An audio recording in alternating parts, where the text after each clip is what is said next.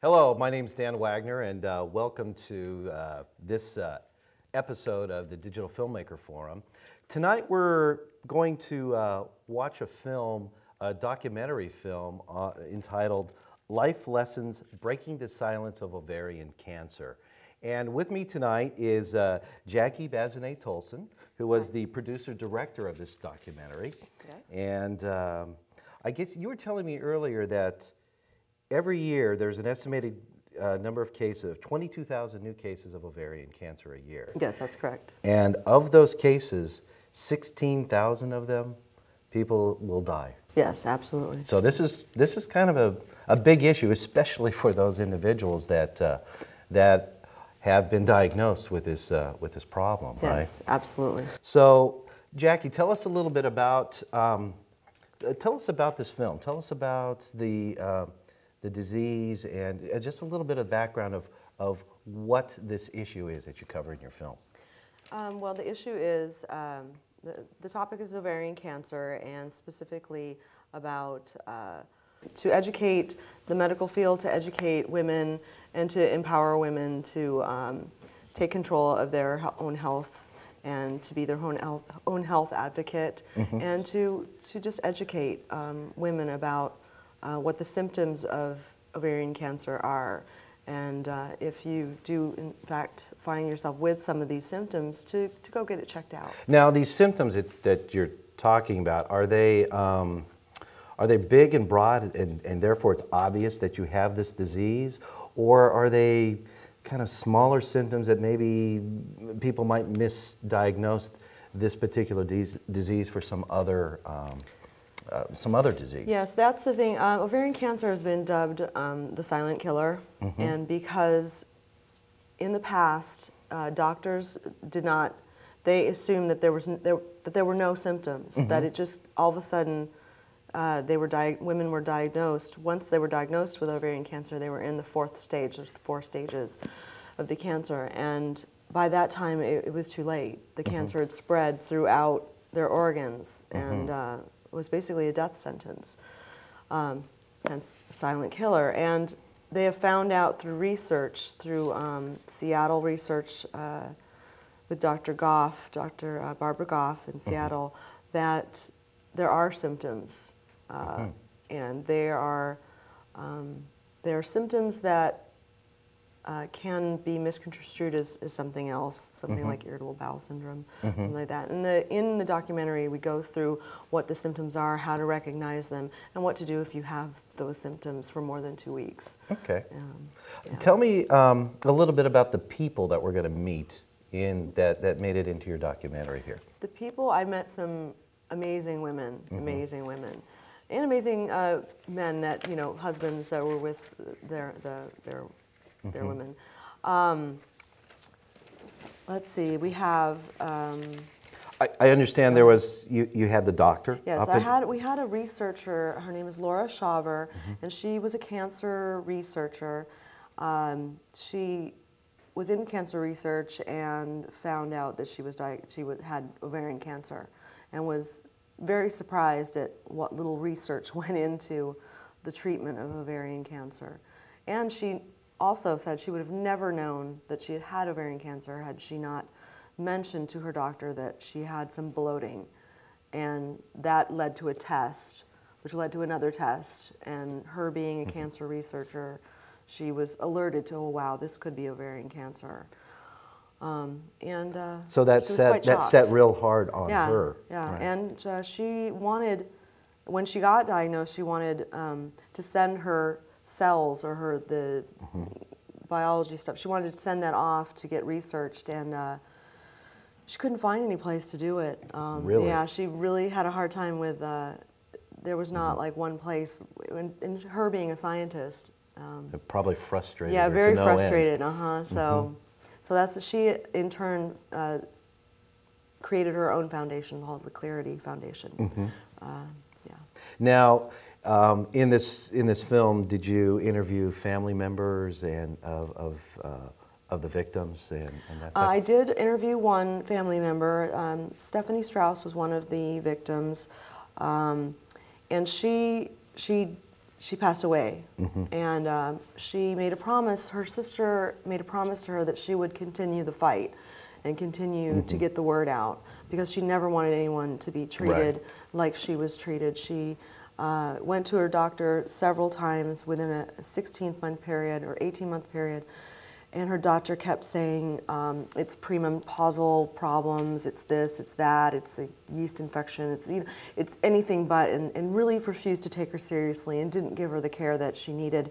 And she did not want that to happen to anybody else. And so her sister continued the fight. So I interviewed her sister, and so her sister told her story. From the family's perspective, and also well, from her sister? From her sister's perspective, she read a letter that Stephanie wrote before her death. Interesting. Very interesting. Yeah. How many people did you interview for this show? I interviewed, well, there were 4 ovarian cancer survivors and 2 doctors. And actually, no, 1 more ovarian cancer survivor. So we had a last-minute interview inserted. So I had to kind of make room for that, wiggle that in as well. And yeah, so we had 2 doctors, one a leading doctor who's a leading practitioner and researcher at the university in Seattle. In Seattle, okay. Yeah, yeah, University of Washington, Seattle. Okay. And here in San Diego with UCSD's Dr. Science. Okay, interesting.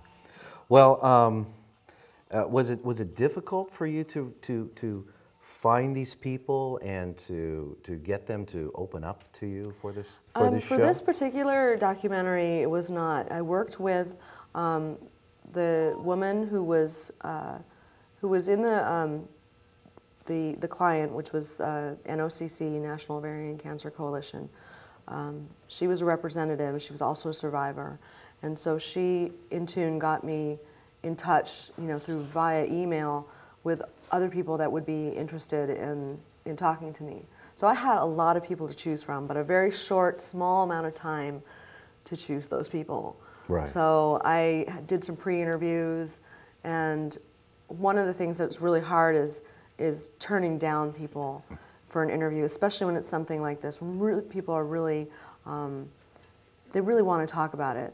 But I had to kind of choose the 4 best ones that I thought, or that were available as well, given the time constraints. Whose story made the biggest impact on you? I would say Naomi's story, because she was so adamant that there was nothing wrong with her, that she was fine.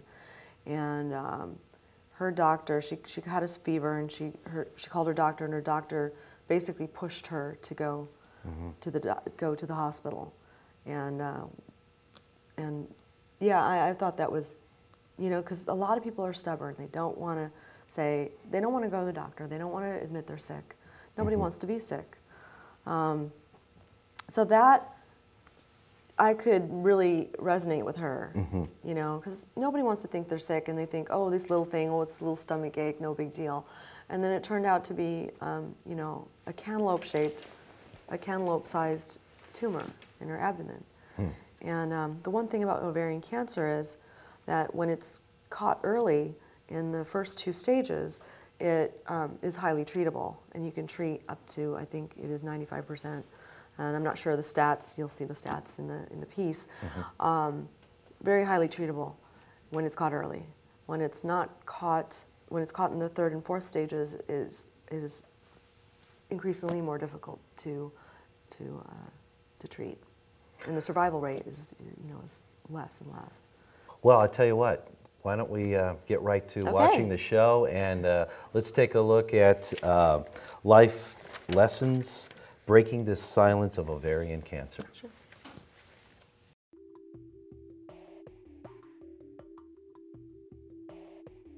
The symptoms were silent and subtle. My stomach just didn't feel normal.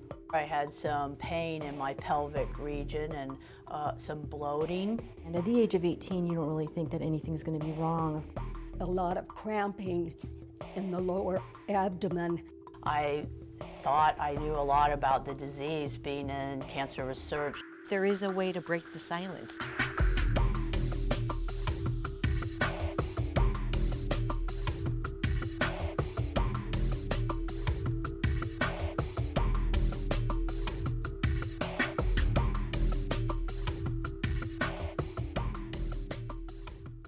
Ovarian cancer causes more deaths than any other type of gynecological cancer. Each year, about 22,000 women are diagnosed with ovarian cancer, and about 15,000 women die from that disease.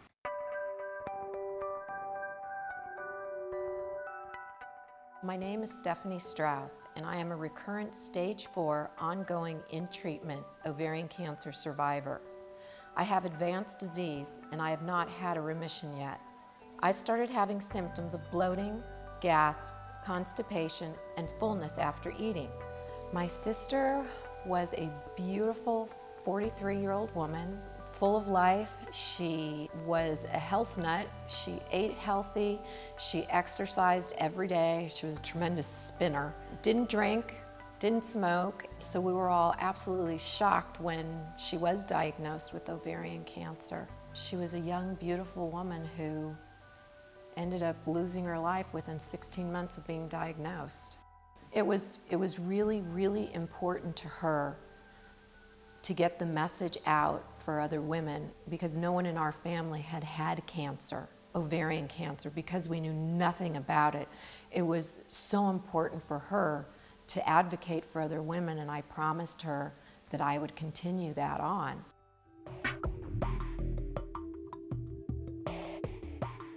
Ovarian cancer is a cancer that arises from the ovary. We're going to get a CAT scan after cycle number 3. My name is Barbara Goff, and I am a gynecologic oncologist.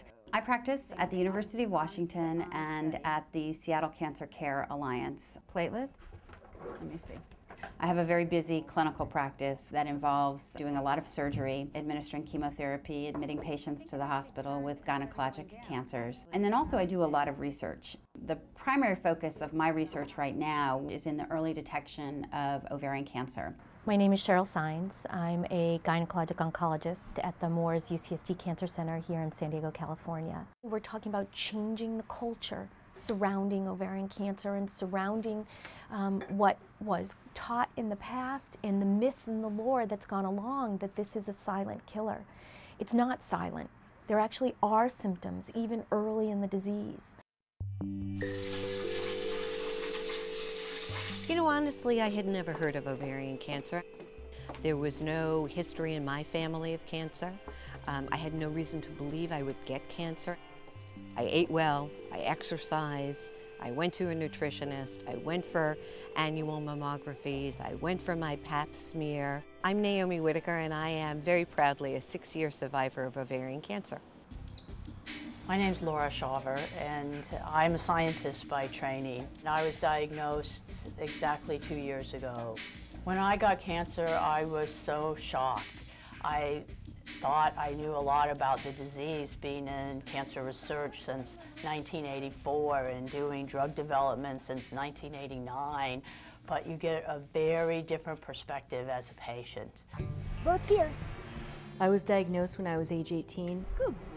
My name is Kim Sager, and I'm an ovarian cancer survivor for about 20 years. I started out having a bloated feeling and just feeling that of overall not quite right, and went to the doctor because I started missing some periods and wanted to investigate that. At that time that I was diagnosed, I was told that I had a low malignancy potential tumor, and they took out my left ovary. I'm Georgiana Correa, and I have ovarian cancer. I have stage 3C. When I was first treated, I went into remission for 9 months. I am in treatment again now. I always thought that I would die from heart disease because everybody in my family has heart disease. So I was always real careful to watch my weight, to exercise, to eat right. As I told one of my doctors, I said, so what happens? I don't get heart disease, I get cancer. And he looked at me and he said, well, you could still die of heart disease. And I loved it because it put it into perspective. So there's 4 stages of ovarian cancer, and the first stage is when the disease is confined to the ovary. The second stage is when the disease is limited to the pelvic area. Stage 3 ovarian cancer is when the disease is spread in the abdominal cavity. And then stage 4 is when the disease is outside the abdominal cavity or in the liver or other vital organs in the abdomen. Women that are diagnosed with stage 1 disease, we cure about 90% of those women. But in women that are diagnosed with stage 3 and stage 4 disease, we only cure about 20%. And unfortunately, about 75% of women are diagnosed with those advanced stages. I was diagnosed or staged with ovarian cancer in stage 2C. I'm an accidental miracle. It was a Saturday. It was early in January. I was working out at the beach, came home, and just didn't feel good, which is kind of odd for me, and lie down, and before I knew it, I had 103-degree fever. So the first miracle is, called my doctor, and he returned the call. You know, I talked to him, I told him I had a fever, he asked me if I had any pain. I had some pain on my right side, and he said, well, Naomi, it sounds to me like you may have appendicitis, so go to the hospital, I'll set up a doctor. And I said, look, Chuck, you know, I don't have appendicitis. I mean, I have a fever, so how about some antibiotics? That's the first stage of bargaining that didn't work, but went to the hospital, and 5.5 hours later, luckily, that diagnosis led to an MRI. And the MRI found, instead of an appendix that was blown up, found a tumor. And the tumor was rather large. It was about the size of a cantaloupe in my pelvis. The reality is that you can get ovarian cancer in your 20s, you can get it in your 90s, and so it really does span the entire reproductive age range of a woman. The peak age incidence in terms of when women get ovarian cancer is around age 60. About 85 to 90% of ovarian cancers occur in women who are considered average risk. And that's what, of course, is frustrating, is that average risk women have about a 1 in 70, 1 in 65 lifetime risk of ever developing ovarian cancer. So it's not a very common disease in the general population.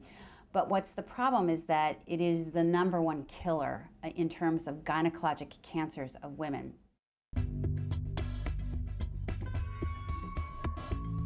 For a small percentage of women, there is a genetic component that puts them at risk for ovarian cancer. And in those women, the risk can be as high as 65%. Family members have had ovarian cancer, or they've had premenopausal breast cancer, or they've had cancer of the fallopian tube or of the abdominal lining, what we call primary peritoneal carcinoma. Also male breast cancer. And then there are some family histories that have strong family histories for colon cancer, where ovarian cancer may be part of that as well too. So it's very important, if you have a family history, that you go in, see a genetic counselor, and consider getting genetic testing. There are things, in particular lifestyle changes, that women, even women considered to be at high risk, can do to lower their risk of ovarian cancer. The first thing is to actually embark on a regular exercise program, to keep alcohol consumption to moderate levels, and to eat a healthy diet. Additional things that have been shown to decrease your risk of ovarian cancer have been use of birth control pills. Women that take birth control pills for 5 or more years of consecutive use have been shown to lower their risk of ovarian cancer by up to 50%. And that's a pretty impressive statistic, because I don't know of any other medication you can take out there that can lower your risk of developing a cancer by half.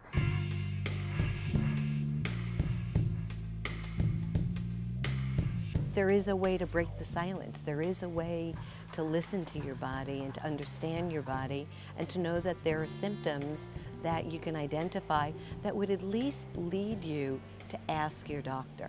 So if you look at sort of the symptoms that are most commonly associated with ovarian cancer, and those would be things like bloating, abdominal pain, pelvic pain, difficulty eating, feeling full quickly, urinary symptoms, particularly urinary urgency. Those are symptoms that we all have from time to time. They're very common symptoms. And what we don't want people to think is, oh, if I have an episode of bloating, I have ovarian cancer. The symptoms that are associated with ovarian cancer are symptoms that we know can occur in other disease states like irritable bowel syndrome or perhaps colitis. However, in the ovarian cancer patient, what's different is these symptoms are new. They're not symptoms that she's had for many months or many years. They've actually only started within the last couple of months, and they are occurring almost daily. That's really the red flag difference. Stephanie and I had the same gynecologist for 16 years that we trusted completely. And she was having symptoms for about 6 months or so, and she'd go in and see him, and he would just say, oh, it's perimenopause, or, you know, birth control needs to be adjusted, things like that, and never really took her seriously enough so that by the time I did take her to the emergency room, she couldn't breathe. By that time, it was stage 4 and her right lung was already filled with fluid. Stephanie Strauss, first and foremost, was a really lovely, incredibly strong woman. When I met her, her whole family was at her bedside. She had some of the very classic symptoms that have been associated with ovarian cancer. And these symptoms for her really had been going on for quite a while, I would say 6 or 8 months. She really felt ill. She felt that she had something wrong, but hadn't been able to have anybody actually diagnose what was wrong. I felt I was talking to a doctor who felt I was a hypochondriac. He never did a sonogram or extensive pelvic exam. I have always been in tune with my body, and I just felt wrong. This was my doctor who delivered my child, and I had had a great patient-doctor relationship with him for 16 years. Who was I to question him?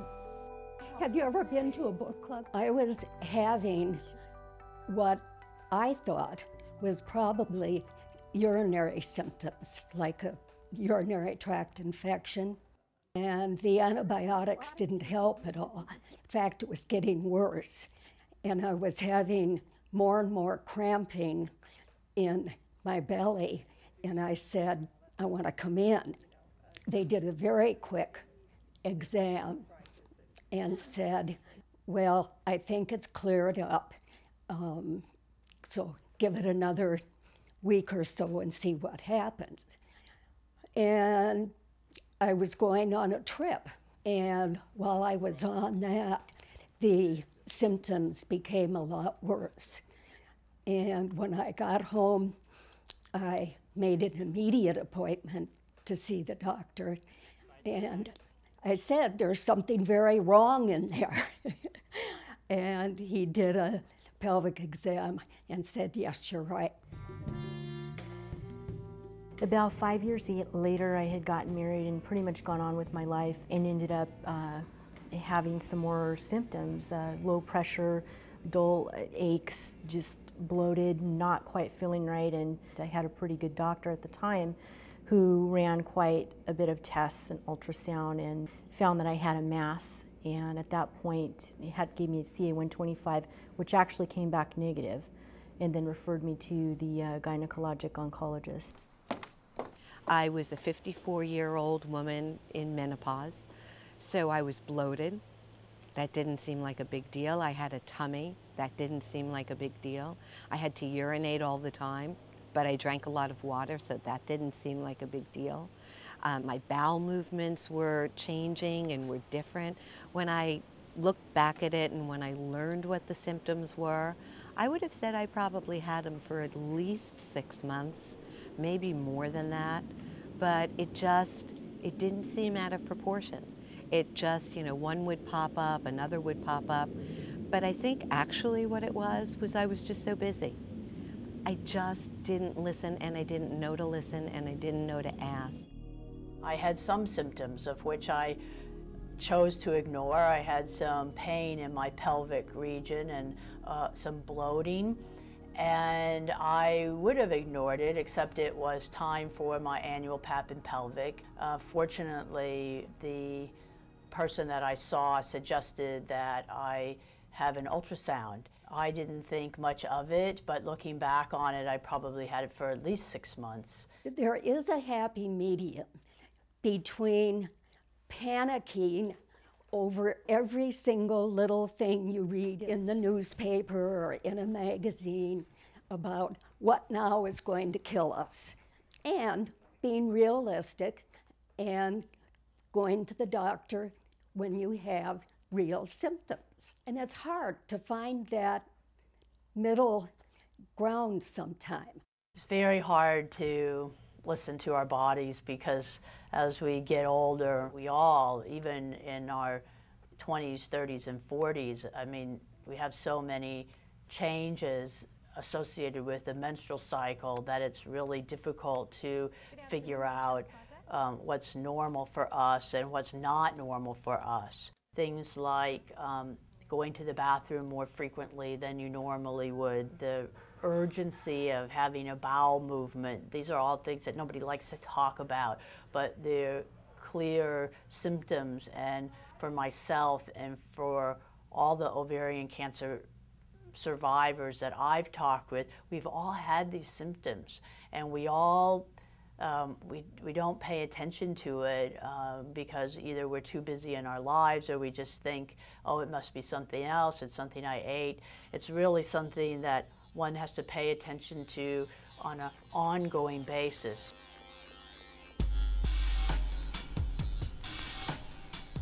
Ovarian cancer has no screening test.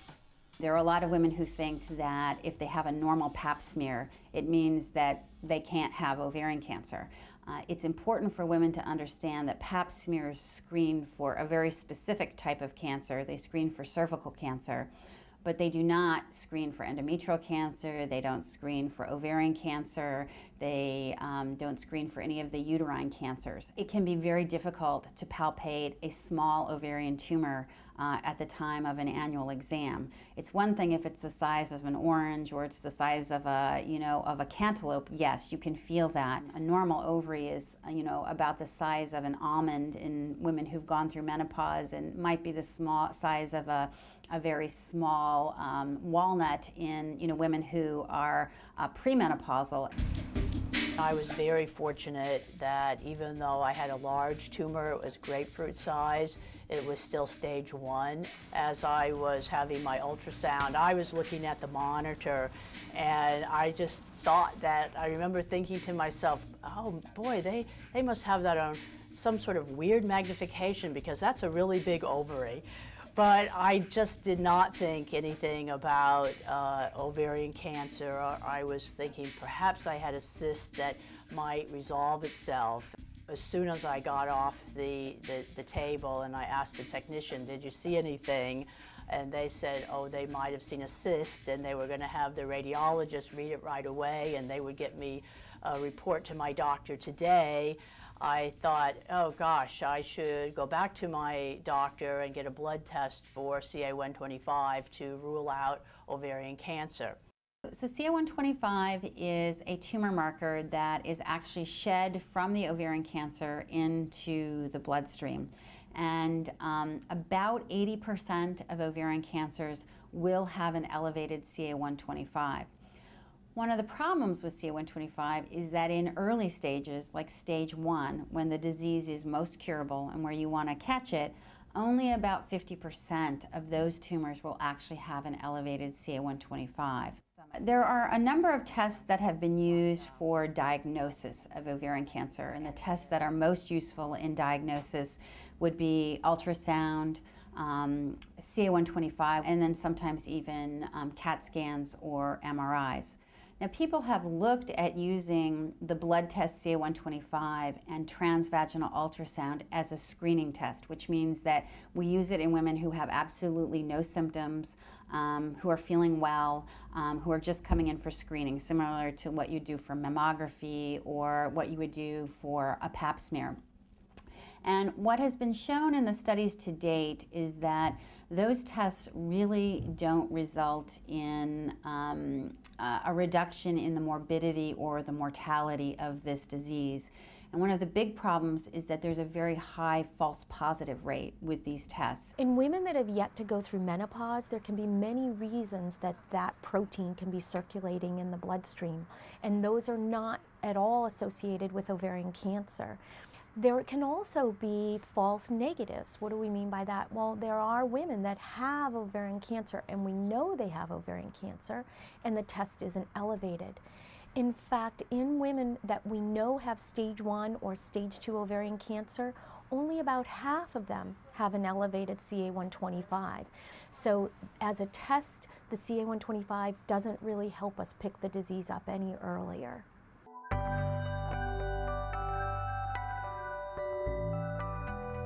I think one of the most important lessons that I've learned is how important it is to be your own advocate.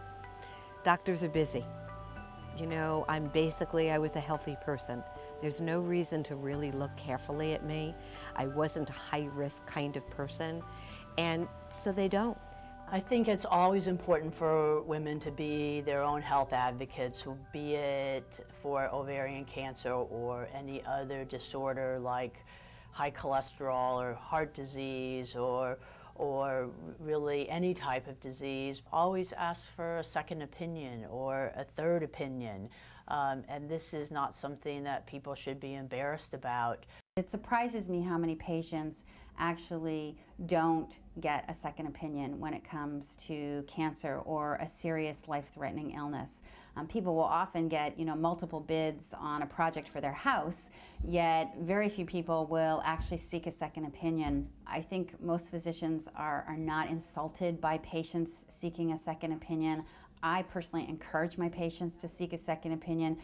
If their original physician does all of the things, if he orders an ultrasound, if he orders a CA-125, fine.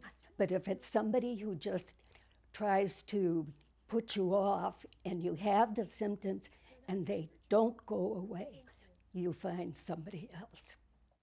It's every woman's responsibility to take care of their own health. It isn't their doctor's responsibility. Doctors are practicing physicians. They're only privy to what's out there and has been studied on and researched on. The entire scope of research that's being done by Dr. Goff and her colleagues at the University of Washington is new to medicine. It's new to G1 oncology, and it's new to general OBGYNs. Unfortunately, even when I went to medical school, we were not taught this. This is new, so that if providers are out there, they may not necessarily know that Dr. Goff's research is ongoing and has shown substantial differences in terms of the way that we look at symptoms in ovarian cancer. I think we all have to be educated patients, and we have to be able to talk about our symptoms, and I think it's important for us to have some idea of what's going on in our bodies. We have to know what's different and what potentially could be serious, so that we can partner with our doctors. Women know when something's different, and that's really what we're talking about here. And if you go to one doctor and they don't listen to you, go to another doctor. You're not crazy, and we need to be strong enough to say, I'm not getting listened to, I'm not getting heard, I need to go find another healthcare professional that will listen to me. Early detection is really key. If more of us could get diagnosed in stage 1, the survival would be much, much greater. Now, there is a lot of great research that is going on, and there's some very interesting research looking at combinations of protein in the blood, which holds, I think, a lot of promise. But we are still years away from potentially being able to use that in a general population, and there still are many clinical trials that would need to happen before we could know whether or not that approach would be a safe approach for women. As we move forward and we really start to listen to our patients and pay attention to the symptoms of disease, I think as we educate providers that take care of women and we educate the women themselves, I think as we pay attention to those symptoms that are occurring in even early stage disease, we may start to diagnose the disease earlier. I'm Peg Ford, and I'm with the Ovarian Cancer National Alliance. They have a program called Survivors Teaching Students Saving Women's Lives. The program is a 1-hour presentation where 3 survivors go into the classroom of third-year medical students and share their experience. Each woman's story is very unique, but there is that consistent thread. And we hope that by listening to personal stories, that they will remember them when they practice medicine. Our first presentation was done on December 10th, and we were thrilled to add UCSD to quite a prestigious list of universities across the nation. Right now, since 2002, there is 65 medical schools participating in the program. Our goal is to get all of them participating. Why I was excited about the program was that it would be a way for me to give back for the great care that I received, and also a way to unite the survivors here in San Diego to help bring hope to the fact that if we can reach doctors before they begin practicing medicine, it will help women all over.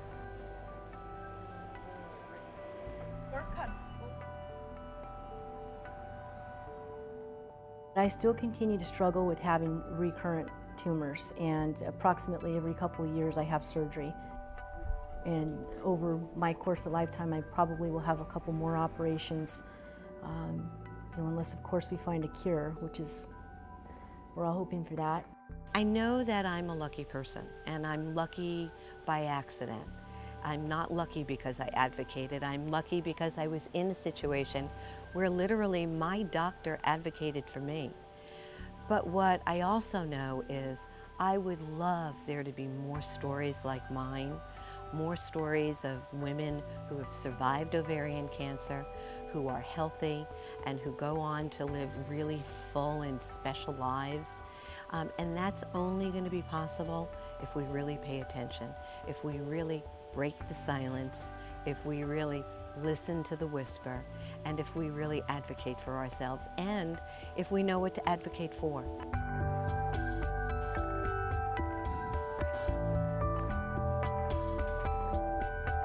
My sister was incredibly brave. It's amazing to me and my family the strength that she found to continue on and always have hope that maybe there would be something out there that would give her back her life. But the most amazing thing to me is that in the midst of all of it, she cared so much about other women and wanted to make sure that no one else would fall into the same situation that she had. Ovarian cancer symptoms may seem silent, but they are there. We have lost Stephanie Strauss and many others because they were misdiagnosed or they were diagnosed too late. Remember, if you experience any combination of these symptoms for more than 2 weeks, be your own advocate. Seek medical attention. To learn more about ovarian cancer, contact the National Ovarian Cancer Coalition at www.ovarian.org or call their helpline at 1-888-OVARIAN. Want to volunteer or lend your support in other ways? Just go to the website and find out about local chapters in your area, or get in touch with us and start one of your own. Life is very precious. I know that deeply.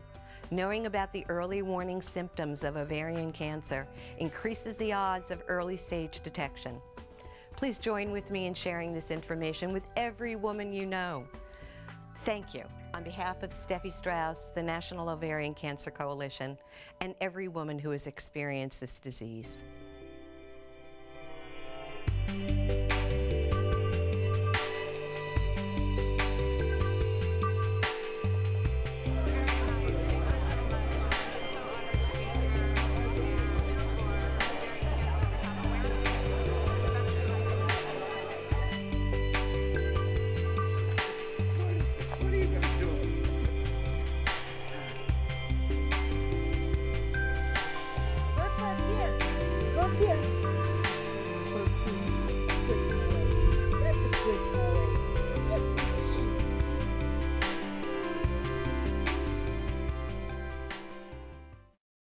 Wow, that was I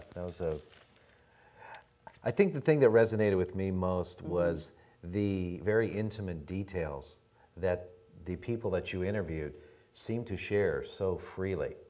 Talk a little bit about that, if you would. They were really willing to share these intimate details because this was something that affected them and was affecting their life. And it was a life-changing moment. And sometimes people don't want to talk about, well, intimate things like bodily functions and stuff like that. And they were very comfortable with it, and we didn't really giggle too much about it. And, you know, it was just very matter of fact. Serious, but, you know, very, just, you know, they were very willing to talk about these issues because they felt so strongly about letting other women know that they could have that this could happen to them, and they wanted to warn other women. So they just really wanted to get the word out. So they were very willing to talk about the issues. Were you the amount of people that you had to interview? I mean, I assume everybody that you came across was very willing to talk. So it sounds to me like maybe one of the hardest parts of this job for you was to find just the right people to include in this program. Yes, one of the problems was I did have very many people, and everyone's story was amazing, but I had to choose the ones that I felt were the best and that would come across the best. And we did have an issue with one of the women, one of the people, they didn't want them on there, and we had to stand up for her and say, we want this woman on here because she has, you know, a really good story, and we kind of had to stand up for her. Like one of the clients or one of the, they were, you know, worried about how she came across on I understand. you know, as a person, but I think she was great, and we fought for her, and her story needed to be told. So yeah, choosing them and turning down people that, you know, Right. was tougher for me than actually interviewing the people. Interesting. Yeah. They, you asked a lot of questions on this show, and these people were very forthright and sharing their experiences with you. But as the filmmaker, you know, this has got to affect you one way or another. Was there something that you personally took away from this whole story that you were telling here in this film?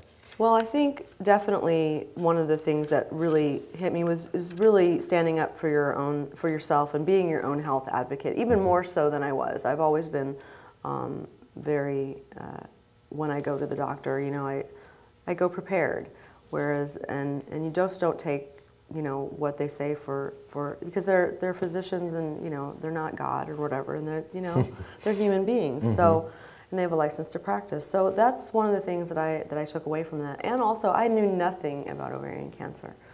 You know, I had heard of it, probably, but I knew nothing about it. So I came, you know, I got to find out about ovarian cancer, and just, so it expanded your horizons. Absolutely. On this, yeah. Absolutely.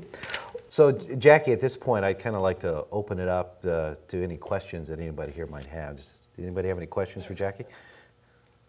Yeah, there was a lot of talk during your documentary about prevention. I was curious in your research if you found out, you know, how close they are to a cure, or anywhere close to a cure.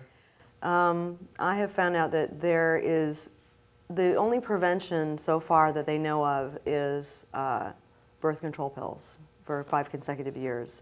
And there's ongoing research. This is still kind of a young, a new thing, and so there really isn't any cure, and there really isn't any, there's no test for it still.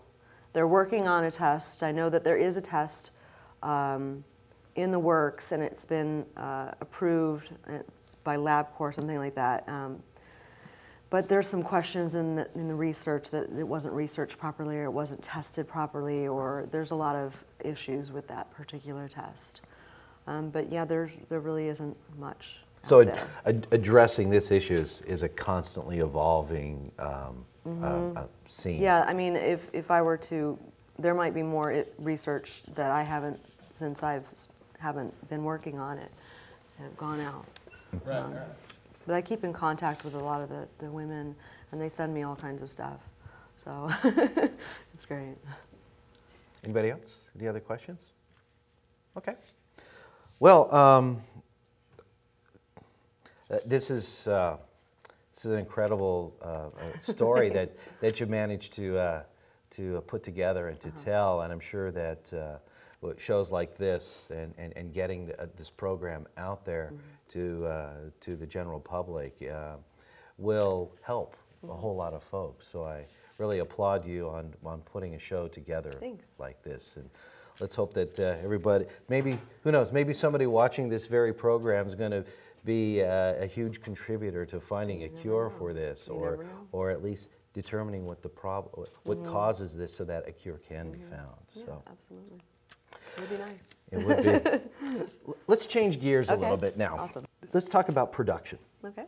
How did this process start for you? Well, the actual process started in a parking lot. I was going to one of my freelance jobs, and I worked for Channel 6, XCTV. And I met one of the saleswomen in the parking lot, and I said, "Hey, do you have any projects going on?" And we had in Backstory, we had done these programs called Life Lessons that were for the public. They were kind of like they hit on such topics as HIV, drugs, alcohol abuse, STDs, pretty, heavy topics. And so I asked her, I said, "Hey, is there anything in the works?" And she said, "Well, I got this, we've been talking about this woman that her sister passed away, or she died from ovarian cancer, and we're trying to get this on the going. Get a program going for this. Get a program going." And I said, get funds for it. And I said, "Oh, I'd be so interested in doing that." And so that kind of led to, and then I kept emailing her and saying, giving a little bug in her ear, saying, "So, anything more on this?" So basically, that's how it came about. So, like being your own advocate for the doctor, you're being your own advocate for yourself for the next job. When you work as a freelancer, you're just trying to go to your next job and trying to, when you're out your one job, you're looking for prospective things. And I love doing documentaries, and I love doing things that are meaningful, that make an impact. So it was right up my alley. Plus, it was about women's issues, It was great. Now, so, how long were you in production, or how long did it take to go from that parking lot meeting to the actual broadcast? Probably 10 months, because we had a point where they had to get funding, and as a producer, a lot of producers, like executive producers, that's their job, is to get funding. Well, as a producer, I was not. I was hired on as a producer to produce it, but not to get funding. Not executive producer. Not executive producer. Just produce the program. Yeah, and there wasn't really an executive producer on this program. I mean, XCTV was the channel. It was the, that went through it, but. It sounds like there was a partnership between the station and NOCC. Yeah. And I was hired on as a producer to execute this. So it took about 10 months from that parking lot meeting to hitting end. the air. And there was a point where I didn't think that it was going to happen. They needed like $15,000 more. They were looking for funding. They were not getting it. It was put on hold.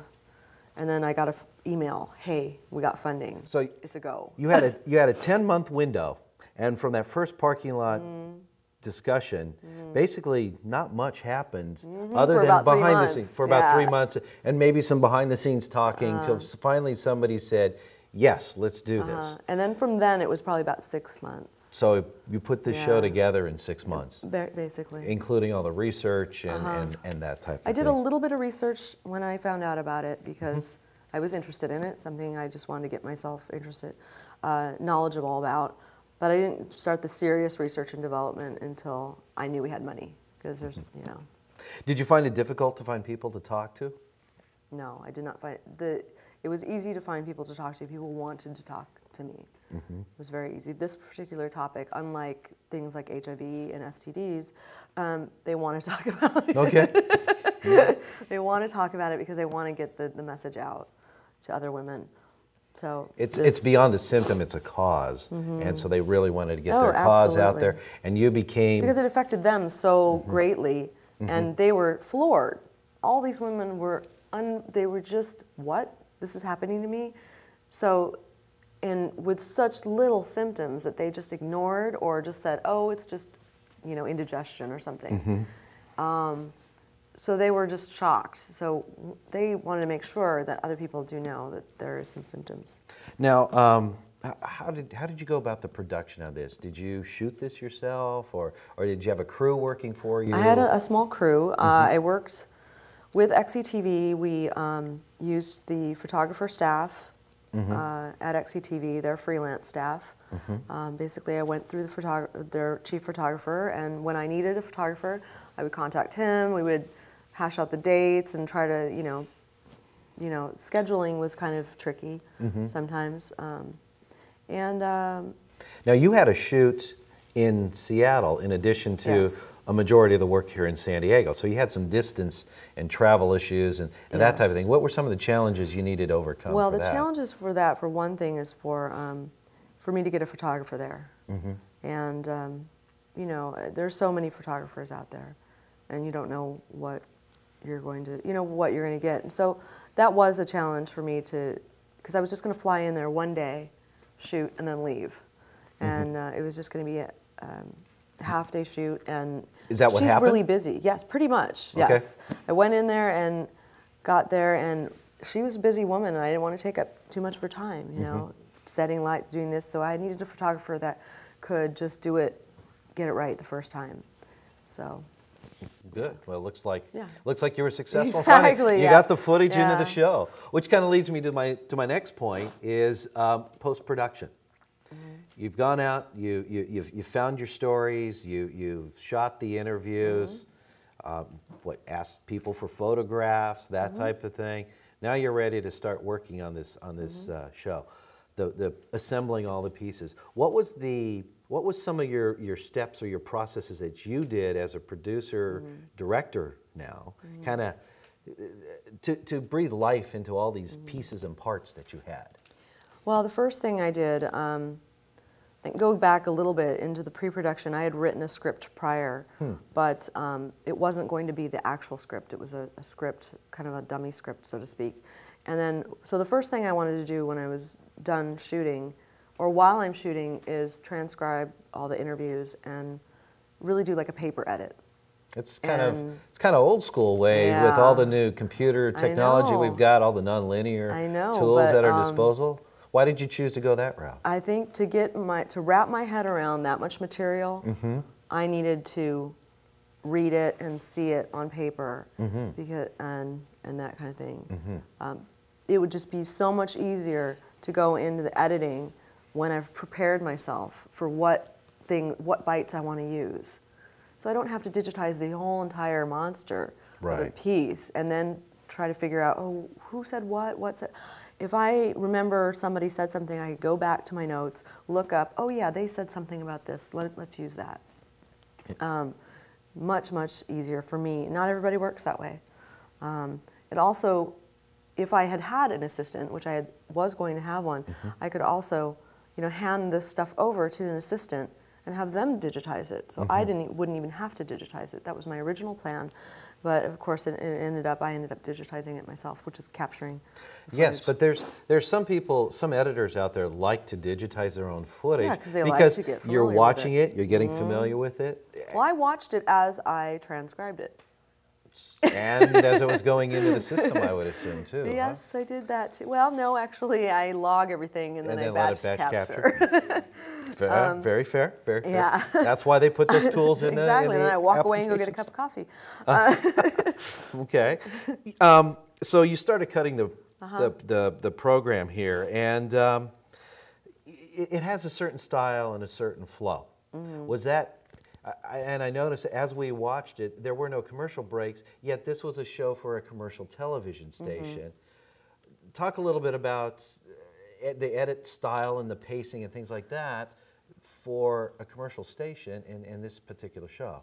Well, this particular show was commercial free because it was completely paid for by, it was sponsored by the NOCC.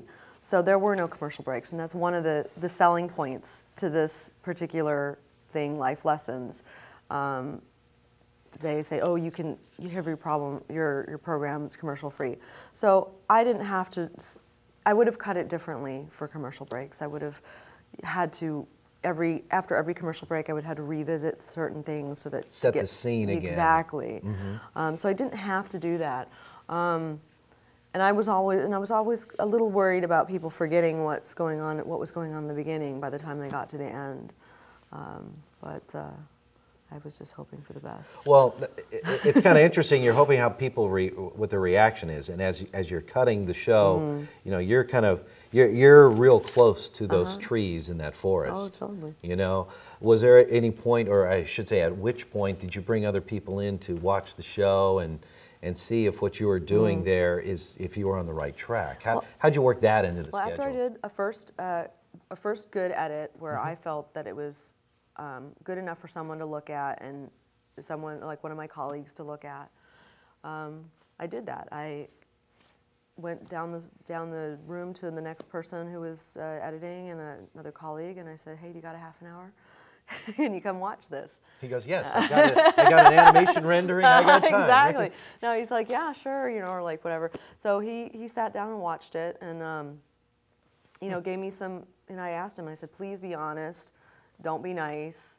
You know, if there's issues with it, tell me." And so he watched it, and he gave me some insight, and I ended up taking a big chunk out and recutting and reconfiguring things. Did it make for a better show when it was all I said and think done? so, definitely. And I would have liked to have more people watch it, but it was just time constraints. It was crunch time, and yeah.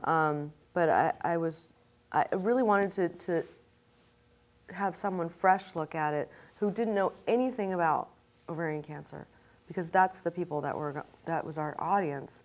And a lot of people that have ovarian cancer might watch this, but we wanted people that don't necessarily have not known about this to watch it, or medical staff, or people that are in the medical field that might be like medical assistants or that kind of thing. Well, it's interesting. You're kind of dealing with an emotional human issue. You've also got some very scientific, technical facts issues. Did that affect the unique combination of those two? How did that affect like your look for the show, you know, your animation elements, how you decided to use text versus people talking versus, you know, diagrams and all that kind of stuff? I like the text there's a show called Intervention on A&E, which I absolutely adore, because it's really raw, and it's really like, there's no voiceover, there's no voice of somebody, you know, moving it along. It's just people telling their stories in their own words, and when we started Life Lessons, that's what we decided we wanted to go with something that wasn't host-driven or voiceover-driven. In the whole post-production experience that you went through, are there any tips that you can give?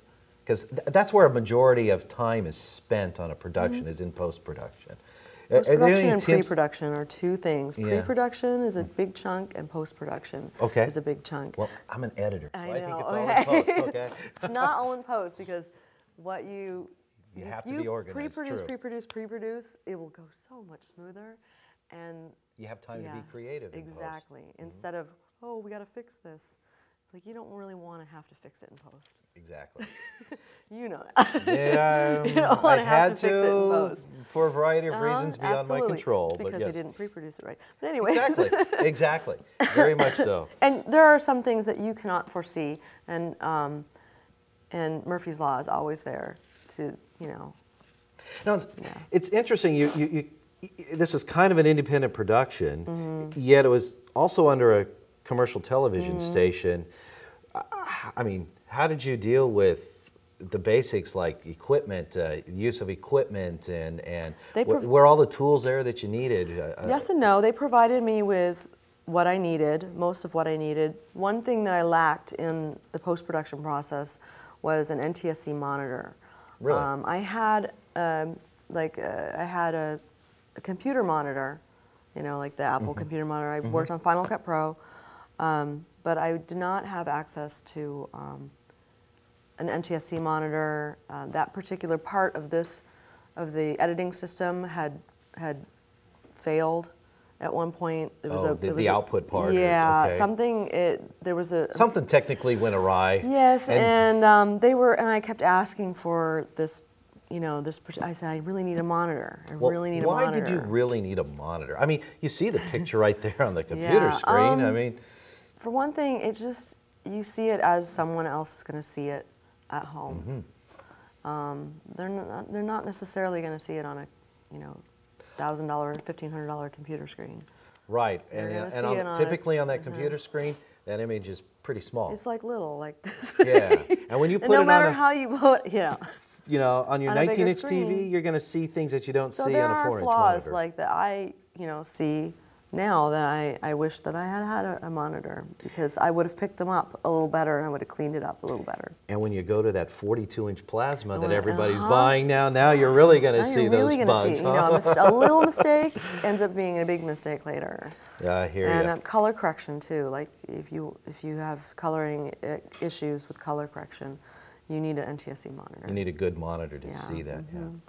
That's very true. So that I lacked, but hey. So how did you get around that? I mean, I just did it when I could. Did you take use of the internal scope built into the application? Yes, and that type of I thing? actually used the color correction tool a lot and did the scopes. And then once I was done with a good edit, I took it home and popped it into my DVD player, and I took notes on what needed to be corrected. And then you'd go back and then I went back and fixed it the best of my abilities. I got you. And eyeballed it. Eyeballed it a lot of times. Yeah. Well, that happens sometimes, especially when you're trying to rush to get to meet that deadline that's right around the corner. I had an October 20th deadline to begin with, and I was planning on going on a trip at the end of October to England, so I had to get it done before I was going on the trip. Did you make your deadline? Yes, I did. All right. That's important. Let's talk a moment about, after the show is all done, distribution. Obviously, this program, the purpose of doing shows is for people to see them. See it. All right. So what was the distribution outlets that this program has gone through? Well, it was aired on Channel 6, and the National Ovarian Cancer Coalition is responsible for distributing it. To hospitals? They are what? Doing it to hospitals, to to be honest, I don't know exactly where they're distributing it. It's up to them. But I bet you could find out on their website. Exactly, absolutely, on their website. So this program has legs beyond its original intent. It was made for for education. It was made for broadcast and for distribution to anybody that asks for it, really. And well, Jackie, thank you very much. The show, again, is Life Lessons, Breaking the Silence of Ovarian Cancer. And is there a website or something that these folks can go to if they want to find out some more information about it? It's www.ovarian.org, and that is the National Ovarian Cancer Coalition website. And they can find out all kinds of things on there. Terrific. Well, Jackie, thank you very much so for sharing your show with us it. and the wonderful story that has come out of it, and hopefully through your efforts and the organization's efforts that maybe they'll be able to save some lives. That's the goal of all of this. So, all right, folks, thank you very much for watching this episode of the Digital Filmmakers Forum. Jackie, thank you very much for coming, and you folks have a good day. Thanks.